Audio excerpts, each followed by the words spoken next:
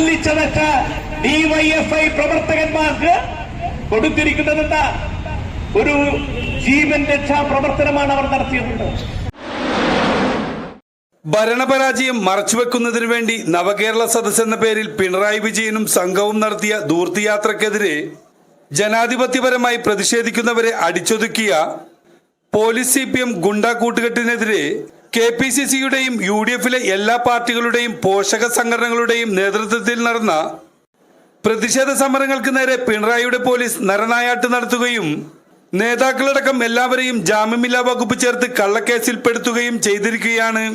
UDF Kalamassery block കമ്മിറ്റിയുടെ നേതൃത്വത്തിൽ Kalamassery municipal ഓഫീസിന് സമീപത്ത് നിന്നും നോർത്ത് കളമശ്ശേരിയിലേക്ക് പ്രതിഷേധ ജാഥയും തുടർന്ന് ഫാസിസ്റ്റ് വിമോചന സദസ്സും നടത്തി.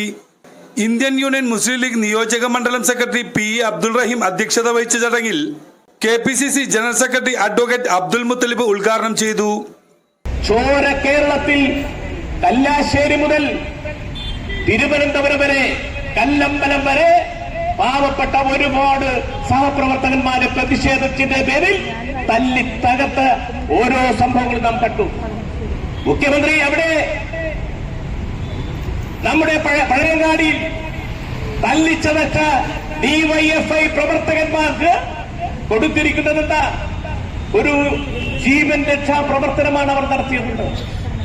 പാവപ്പെട്ട യൂത്ത് കോൺഗ്രസുകാരുടെ തല ചെടിച്ചെട്ടി വെച്ച് തല്ലി തകർക്കുമ്പോൾ, അതുപോലെ തന്നെ ഹെൽമറ്റ് വെച്ച് തല തല്ലിപ്പൊളിക്കുമ്പോൾ അത് ചെയ്തത് ജീവൻ രക്ഷാ പ്രവർത്തനമാണ് എന്ന സർട്ടിഫിക്കറ്റ് കൊടുത്ത മുഖ്യമന്ത്രി പിണറായി വിജയൻ കേരളത്തിന്റെ ഭരണാധിപൻ മാത്രമല്ല, പിണറായി വിജയൻ കേരളത്തിൽ ക്രമസമാധാനം പരിപാലിക്കേണ്ട, ജനങ്ങൾക്ക് സുരക്ഷ നൽകേണ്ട പോലീസിന്റെ മന്ത്രിയാണ്.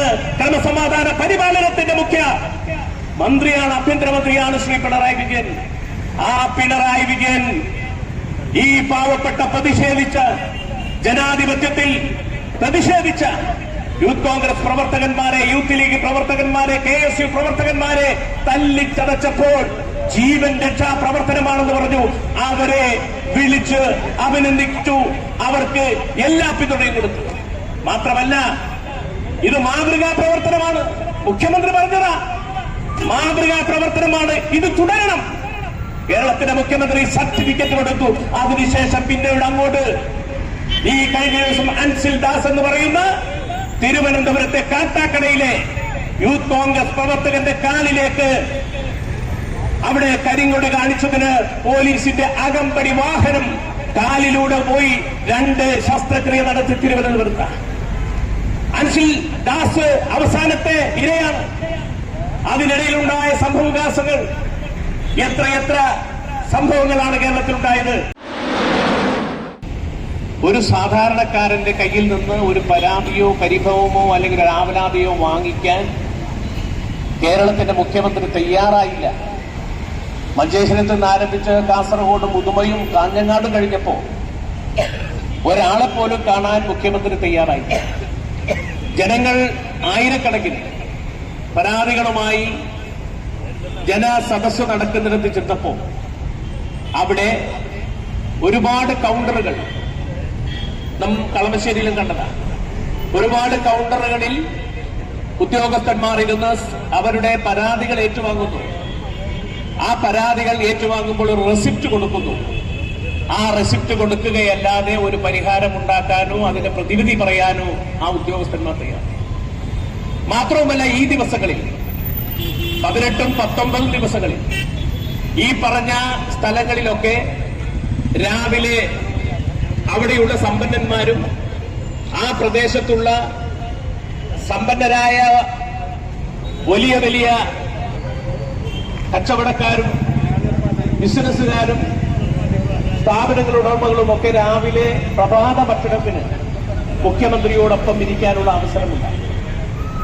കാസർഗോഡും മഞ്ചേശ്വരത്തും കാഞ്ഞങ്ങാടും പുതുമയിലുമൊക്കെ സമ്പന്നരായ മുതലാളിമാർ രാവിലെ 9 മണിക്ക് മുഖ്യമന്ത്രിയുടെ വിരുന്നൊരുക്കുന്ന പ്രഭാത ഭക്ഷണം പ്രാണലൊരുക്കുന്ന സ്ഥലത്ത് ഒത്തുകൂടുകയും അവിടെ മുഖ്യമന്ത്രിയും മന്ത്രിമാരും അവരുമായി സംസാരിക്കുന്നു, അവരുടെ പ്രശ്നങ്ങൾ കേൾക്കുന്നു.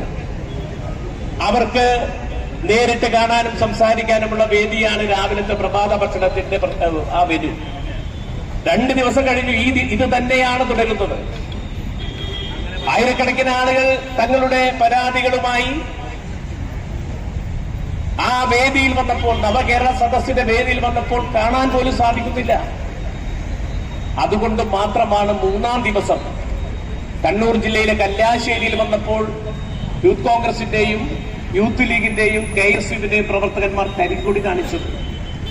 എല്ലാവരും വിചാരിച്ചു ബഹുമാന്യനായ കേരളത്തിന്റെ മുഖ്യമന്ത്രി, അഭിമാനത്തോടുകൂടി UDF-ഉം കേരളത്തിലെ ജനങ്ങളും പറയുന്നു, ബഹുമാന്യനായ ഉമ്മൻചാണ്ടി കേരളത്തിലെ 14 ജില്ലകളിൽ ഇതുപോലെ ജനസമ്പർക്ക പരിപാടി നടത്തി. ആ ജനസമ്പർക്ക പരിപാടിയിൽ സമ്പന്നരെ വിളിച്ചുകൊണ്ടുവന്ന് അവരുടെ ആവലാതകൾ കേൾക്കുവാനോ അവരുടെ പ്രശ്നങ്ങൾ കേൾക്കുവാനോ അല്ല ഉമ്മൻചാണ്ടി സന്നദ്ധനായത്. അവിടെ സമ്പന്നനും വരാം, കച്ചവടക്കാരനും വരാം, പാവപ്പെട്ടവനും വരാം, സമൂഹത്തിലെ എല്ലാ തലങ്ങളിലുള്ളവർക്കും അവിടെ വന്ന അദ്ദേഹത്തിന് നിവേദനം കൊടുക്കാമായിരുന്നു.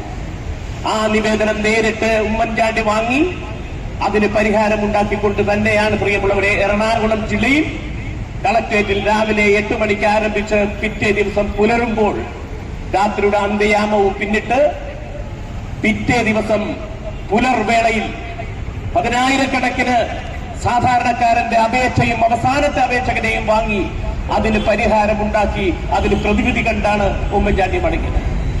മധുപ്പുറക്കാട് TM Abbas, VK Shanavas, PMA Latheef, AK Basheer, PA Saleem, Zubair Karuvally, Muhammad Asif, Muhammad Kunju Chavittithara, Muhammad Kunju Vellakkal, Abdul Salam, Varghese Vevukadan, KM Pareed, NR Chandran, Shaija Benny, AP Ibrahim, Rasheed Thanath, Ayyub, Mini, Benny, Sarada Krishnan എന്നിവർ പ്രസംഗിച്ചു. ന്യൂസ് 95 കളമശ്ശേരി.